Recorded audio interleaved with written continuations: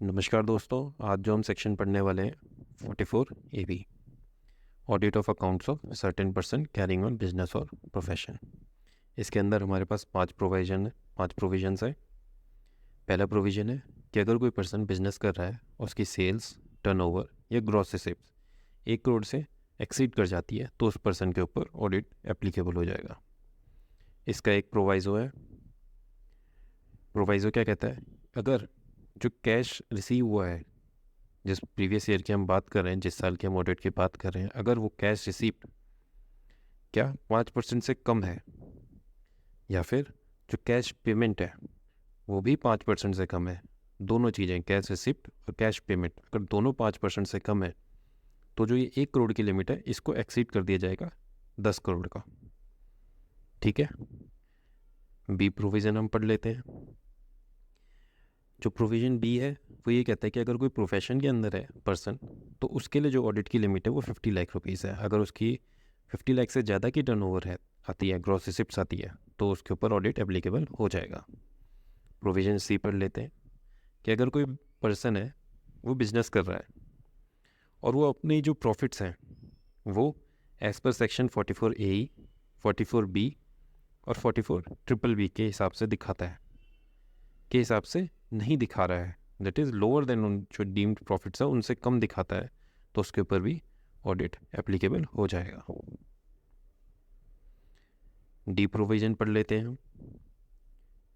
D provision कह रहा है कि अगर कोई प्रोफेशनल है वो 44ADA के अंदर अपनी इनकम्स दिखाता है और जो वो इनकम दिखा रहा है वो लोअर देन जो सेक्शन डीम्ड है उससे कम दिखा रहा है, दैट इज़ 50% से अगर वो कम दिखाता है अपनी इनकम को, और जो वो इनकम दिखा रहा है 50% से कम दिखा रहा है। लेट सपोज एक पर्सन है जिसकी ग्रॉस रिसिप्ट्स 40 लाख की है, तो 50% के हिसाब से ADA में उसको दिखाने के लिए 20 लैक्स की रिसिप्ट तो मिनिमम दिखानी है, बट वो 20 लैक्स ना दिखा के 10 लैक्स दिखाता है, तो उसके ऊपर ऑडिट एप्लीकेबल हो जाएगा। दूसरा एग्जांपल ले लेते हैं। सेम एक दूसरा प्रोफेशनल है जिसकी ग्रॉस रिसिप्ट 10 लैक्स की है और वो अपना 44ADA में ही रिटर्न भर रहा है, बट जो अपनी इनकम है वो 2 लाख रुपए दिखाता है, दैट इज़ कि वो मैक्सिमम अमाउंट जो चार्जेबल टू टैक्स है उससे कम की अपनी अपनी रिसिप्ट दिखा रहा है, प्रॉफिट्स दिखा रहा है, तो उसके ऊपर ऑडिट एप्लीकेबल नहीं होगा। चलिए प्रोविज़न ई भी देख लेते हैं हम। प्रोविज़न ई कह रहा है अगर कोई पर्सन बिजनेस करता है और वो सबसेक्शन 4 और सेक्शन 44AD के अंदर फॉल कर जाता है और उसकी जो इनकम है वो 2.5 लाख से ज़्यादा दिखा रहा है, मतलब maximum amount which is chargeable to tax 2.5 lakh से ज़्यादा दिखा रहा है, तो उस केस में उसके ऊपर ऑडिट एप्लीकेबल हो जाएगा। अब सेक्शन 44AD देख लेते हैं क्या है। सेक्शन 44AD मोटा मोटी हम देख लेते हैं कि वो ये कहता है कि आपकी जो भी बिजनेस रिसिप्ट्स है उसमें जितनी रिसिप्ट्स आपकी कैश में हुई हैं और कितनी है आपकी बैंक में हुई है, आप वो फाइंड आउट कर लीजिए। जो कैश में रिसिप्ट है उसके ऊपर आप 8% मिनिमम प्रॉफिट दिखाइए और जो बैंक में रिसिप्ट है उसके अंदर 6% मिनिमम प्रॉफिट दिखाइए। ये दिखा के आप अपनी रिटर्न फाइल कर सकते हैं। चलिए नेक्स्ट देख लेते हैं।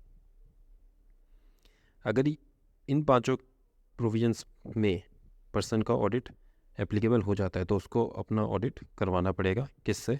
एक अकाउंटेंट से, जो भी स्पेसिफाइड डेट है उससे पहले उसको अपनी रिटर्न फाइल करानी है और जो भी स्पेसिफाइड फॉर्मेट रहेगा उसमें। चलिए इस सेक्शन में एक प्रोवाइज़ो भी है, हम उसको भी देख लेते हैं।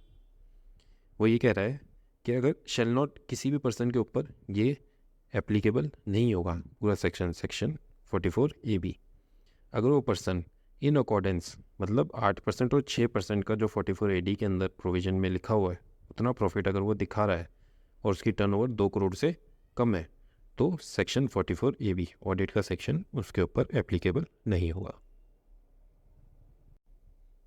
चलिए एक बार पूरे सेक्शन को समझ लेते हैं।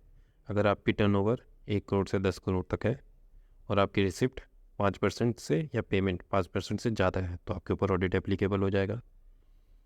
सेम है अगर आपकी टर्नओवर 2 करोड़ से कम है और आप 44AD AE को इन अकॉर्डेंस में नहीं करते हैं तो आपके ऊपर ऑडिट एप्लीकेबल हो जाएगा। आपकी टर्नओवर अगर 10 करोड़ से ऊपर है तो ऑटोमेटिकली आपके ऊपर ऑडिट एप्लीकेबल होगा।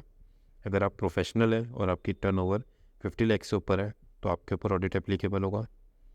अगर आप प्रोफेशनल है, आपकी टर्नओवर 50 लाख से नीचे है और आप एडीए के प्रोविजंस को अप्लाई नहीं कर रहे हैं तो आपके ऊपर ऑडिट एप्लीकेबल हो जाएगा।